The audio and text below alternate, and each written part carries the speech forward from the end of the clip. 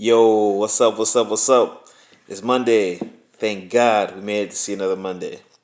Now, I don't know about y'all, but that last weekend just flew by. I mean, I don't even know where it went. It just came and flew by.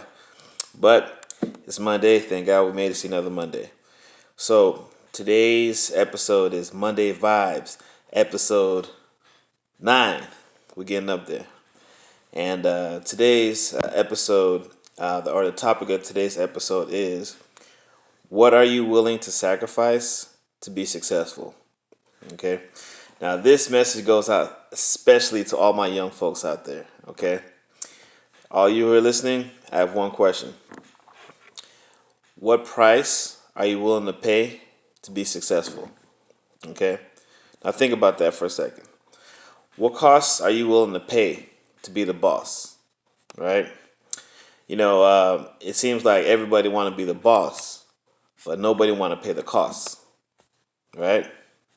Something's not right in that picture. That math doesn't add up, right? So, true fact about myself, right?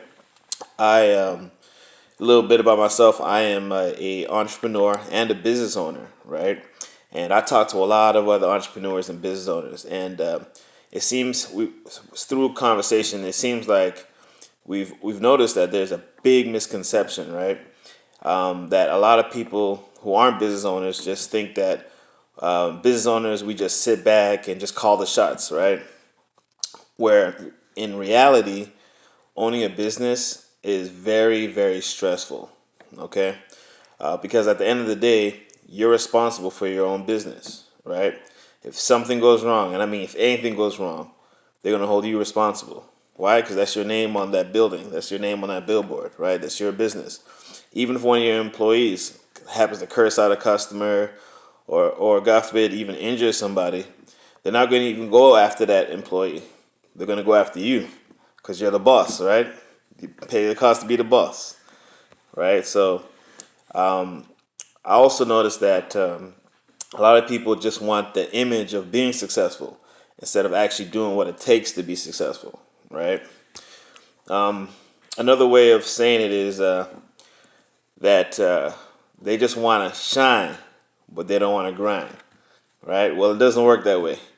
You have to grind before you shine, right? Universal law, it's just the way it is, okay? Another observation I noticed is that a lot of people will see a successful person, whether on TV or in real life, and just assume that all that success just came overnight. When in reality, you didn't see all the sleepless nights of working and sacrificing for their dream. I remember when I started my first business, me and my business partner, we would always be in the basement. I'm talking about from the moment we woke up to sleepless, endless nights just in the basement grinding, right? I used to figure like I was just in a lab, right? I used to feel like I don't know if you guys know that cartoon, if you know that cartoon Dexter, where it was a scientist and he was always working on the plan to take over the world. Well, that was me. I was in that basement just working, trying to work on that master plan, right? And there's a lot of the most successful people started like that, started in the basement. In fact, I know even Kanye West, he talked about how he would just be in the basement, just working on beats. Everybody's out partying in the summer time. He's in the basement working on the beats. And I remember actually there was a documentary, a really good one. You should check it out. It's called "The Art of Organized Noise," and it's basically about these producers. They were really good. Like they did all of TLC's, like all the big hits of the '90s, right? And they were literally in the basement, right? They wouldn't even leave. Like if you're a hit artist, you'd have to just go down to the basement, and they called it the dungeon. And they were called the Dungeon Family. They produced for Outkast and a whole bunch of other people, right?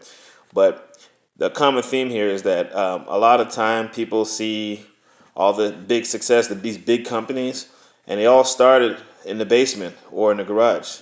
Every great idea, every great business started somewhere, right? In fact, I think Nike started in a garage somewhere. So think about that, okay? Now, on your way to success, there's 4 categories that you're gonna have to sacrifice to be successful, right? And here they go. Number one, all my young folks, you're gonna have to sacrifice fun. Okay, whether it's partying, going to clubs, or even playing video games, right? Um, in fact, social media even falls under that category, right? Number two, second category that you're gonna have to sacrifice on the way to success is possibly going on vacations or traveling, right?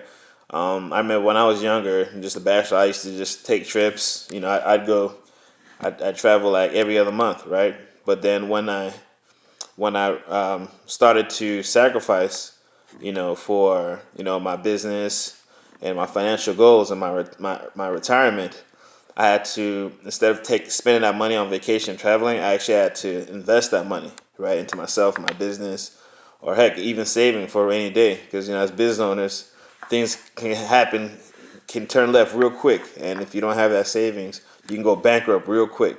All right, that's another topic. And I'll probably say that for another video. So that was number two. Number three, a third category that most people are going to have to sacrifice in order to be successful is shopping at your favorite store, right? I mean, this could be anything. It could be from going to buy that pair of Jordans, or going out to expensive restaurants, right?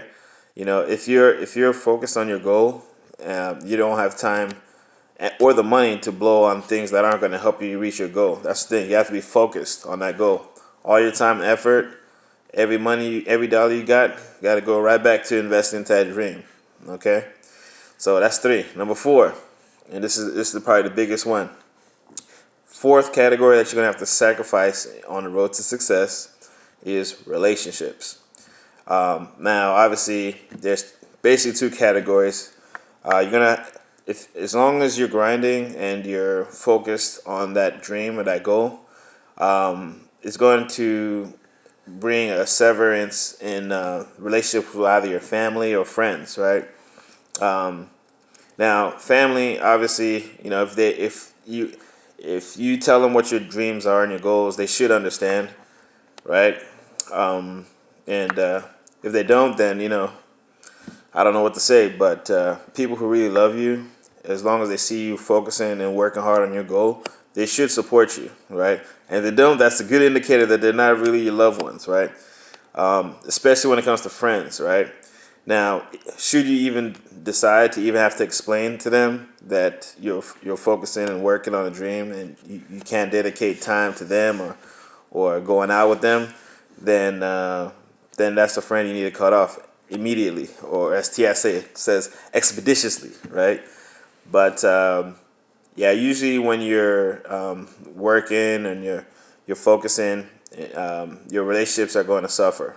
In fact, even Kobe Bryant, I remember there was an interviewer asked him. He said, because the whole Mamba mentality is he'll basically work out like all night, get a little sleep, and then work out again in the morning.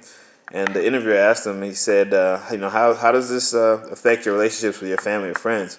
He says, well, it affects them, but it doesn't matter because my goal is to be the best basketball player in the world or the most successful person in this craft in the world.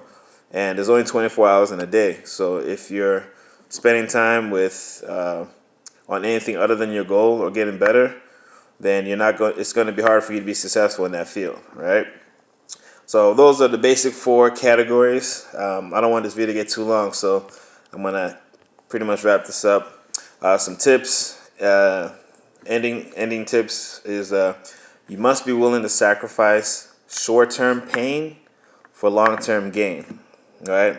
Now think about it. Time is relative. Okay.